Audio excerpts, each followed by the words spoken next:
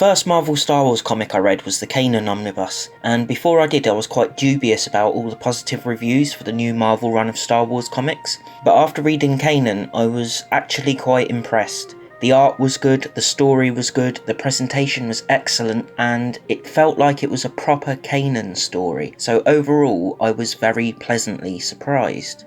Then I read Shattered Empire, and for the most part it was the complete opposite of Kanan. The art was good, but the story was poor. It was yet another story where Luke was barely in it, and the presentation was poor considering it was a hardcover that came without a dust jacket. So Star Wars Volume 1 is my third dive into the current run of Marvel Comics. Much like Kanan, the presentation is awesome. It's a hardcover that comes with a dust jacket, as it rightly should. It feels really odd having to claim that a hardcover comes with a dust jacket, but considering both Shattered Empire and the 40th anniversary edition of A New Hope came without dust jackets, I do feel it's something that now needs to be mentioned. As with the Kanan Omnibus and some of the young adult novels, removing the dust jacket reveals a wraparound image, a pretty cool image of Luke fighting Boba Fett in Ben's hut on Tatooine. I thought the image on the Kanan boards was better, but there's definitely nothing to sniff at here, and having an image on the boards under a dust jacket, for me at least, always makes it feel like the team put a bit more effort into the book, like they had a bit more pride in what they were doing. The hardcover version of Star Wars Volume 1 collects the first 12 issues, so essentially it's Volume 1 and 2 of the trade paperbacks in one volume. If this was any other Marvel comic, they would have called it Star Wars Ultimate Collection Volume 1, because when Marvel releases those, it's always a year's worth of comics from one particular line, which is usually 12, collected together in one volume. The first arc tells the story of a rebel attack on an Imperial weapons facility, and I have to say the pacing for the first 3 issues is so good. It's incredibly fast, and I was quite surprised at how quickly I was turning the pages. It's not like there's no dialogue either. There's plenty of it, but there's a hell of a lot of action too. And the creative team wasted no time by trying to set the story up. They just opened with the rebels landing at the weapons facility, and before the first issue was over, all hell had broken loose. There's a particularly cool bit on the last 2 pages of the first issue where Luke's running around with his lightsaber drawn when he hears the voice of Ben warning him to listen. Then on the next page there's just one word, the ghost of Ben saying "run," as Darth Vader walks down the corridor to face Luke, both with their lightsabers lit and both looking like they do in the original trilogy. Vader taking big strides and holding his lightsaber with one hand, and Luke with his feet planted firmly in the ground, holding his lightsaber out with both hands and leaning forward. I got chills when I read that page. For the first issue of a relaunch with a new publisher, it was a hell of a first issue, and the ending couldn't have been better. There's a notable bit at the end of the second issue as well, where a stormtrooper sees Vader without his helmet on, and Vader kills him by using the Force to twist his head 180 degrees. I found this a bit odd considering in Empire Strikes Back, Admiral Piet sees Vader without his helmet on, but Vader doesn't care enough to do anything about it. So perhaps it was a combination of being under attack by the rebels and the fact that Vader recognised Anakin's old lightsaber earlier in the issue that he was feeling particularly vulnerable and off guard and so lashed out. The third issue ends with a little tease towards a future issue. Once Luke, Han, Leia and Chewie escape, there's just a page that zooms in on a book in Ben's hut, and the final panel reveals the words "For Luke" engraved on it, and that's when you realise Ben left something for Luke to help him after he was gone. I especially liked this bit, even though it was only a page with 2 words on it, because after the complete horseshit that was Heir to the Jedi, in which Luke learned to use the Force because his not-girlfriend died, and by playing with noodles like he had some kind of a demented pasta fetish, this means hopefully we're getting something much closer to what we got in Shadows of the Empire.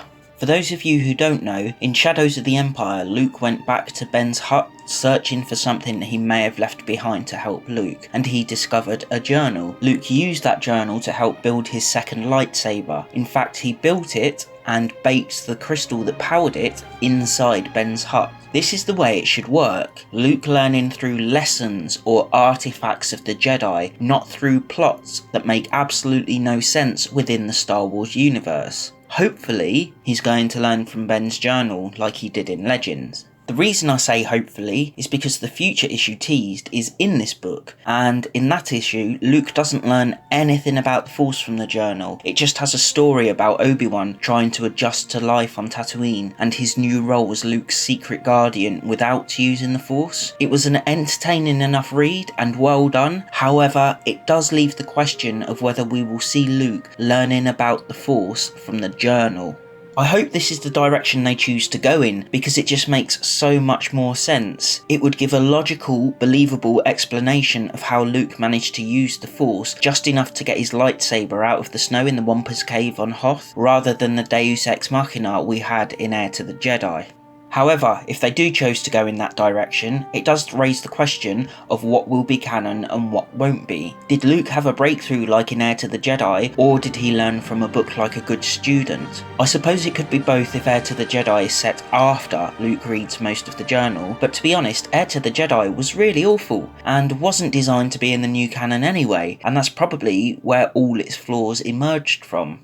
The rest of the book was well written too, with the next few issues following Luke after he decides he needs to know more about being a Jedi and actually going to Ben's hut to get the journal and being ambushed by Boba Fett in a pretty good fight scene. And while that's happening, Han and Leia are off scouting for a new rebel base, crash land on a planet Han once used as a hideout, and get ambushed by a woman called Sana Solo, who really reminded me of Salah Zend from Dark Empire. It's not just because they're both black, but their names are very similar. Both characters grew up on Nar Shaddaa and know Han from Nar Shaddaa, and both characters have a bit of a chip on their shoulder about Han. It feels like bits of Salah Zend seem to have become Sana Solo, so I think this is supposed to be a reimagining of that character in the new canon, and I thought it was okay.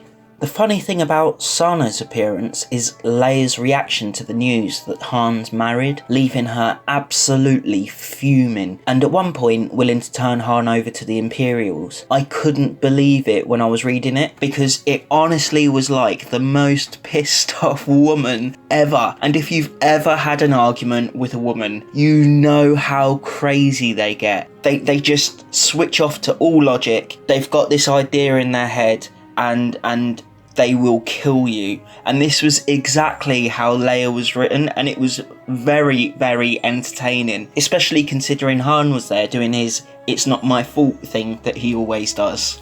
There are two scenes in this book that directly tie in with the Vader comic. One of them is when Vader visits Jabba's palace while Luke is mere miles away, and the other is at the end of what would be volume 1 of the trade paperback, where Vader discovers the last name of the pilot that destroyed the Death Star.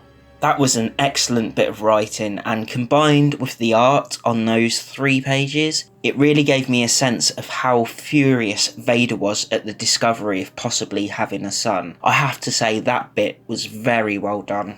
The second half of the book, which would be volume 2 of the trade paperbacks, follows Luke as he tries to learn more about the Jedi Order, but ultimately being captured by a Hutt. The premise wasn't great, but I did quite like the Hutt. Hutts are always depicted as fat and lazy, but this one works out, and I liked the variety it gave the species. The muscles on this Hutt are ridiculously big, but it made a nice change from the kind of Hutt we always seem to get, which is always a variant of Jabba but with a different name. It's not exactly groundbreaking, but it pushes the envelope a bit.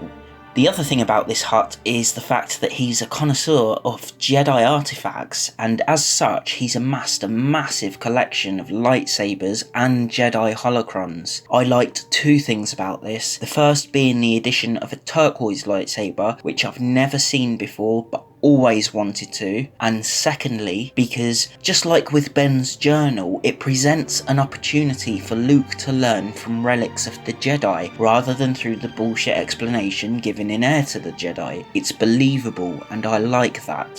While the rebels do escape, they're unfortunately chased away by the Empire before they could collect any of the holocrons, so this means Luke won't be learning anything from them. but I like the fact that this secret stash of Jedi history exists. If this hut had all that Jedi history, the chances are that somewhere in the galaxy there will be more hidden repositories of Jedi knowledge, and perhaps these, combined with Ben's journal, will help Luke evolve before he arrives on Hoth. It's a good addition that can be played off further down the line if they want to, but they don't have to, so if it's never brought up again, it's not an issue, but I like that the option is there. I really did enjoy the story and pacing throughout the whole book. While the pacing was fastest in the first 3 issues, all 12 issues kept me turning the pages wanting to read what would come next. I think Jason Aaron did a good job with the plot, and I look forward to reading volume 2. The art in the book was also good, although I did prefer the art in issues 7 to 12. In issues 1 to 6, the art is perfectly adequate, but something I hate about Star Wars comics is when the lightsabers or lasers are drawn as being fuzzy and not straight edged. It's just a pet peeve I have, and I remember how much it pissed me off in the Phantom Menace graphic novel. I see no reason why lightsabers can't be drawn with a straight edge, with the obvious exception being Kylo Ren's lightsaber, but even then, it should be more like fire than just plain fuzzy, which is the way John Cassidy has drawn them. Issue 7 is the Ben Kenobi story, and I loved the art in it. Simone Bianchi, I think that's how you pronounce her name, drew the issue in a very heavily stylised way, very cartoony, but also with lots of shading done by herself, rather than relying on a colourist or inker to do it for her, and I'm a big fan of that style. It may not be as neat as other styles, but there's so many more nuances there. Issues 8 to 12 are drawn by Stuart Immonen, whose style here is very similar to when he drew Ultimate X-Men. Again, it's a very cartoony style, but feels tight and well drawn. In fact, it reminded me of the Kanan Omnibus a lot. It's a similar style, and while it's not quite as angular as the Kanan comics, it does have that kind of feel to it while still allowing facial expressions to shine through.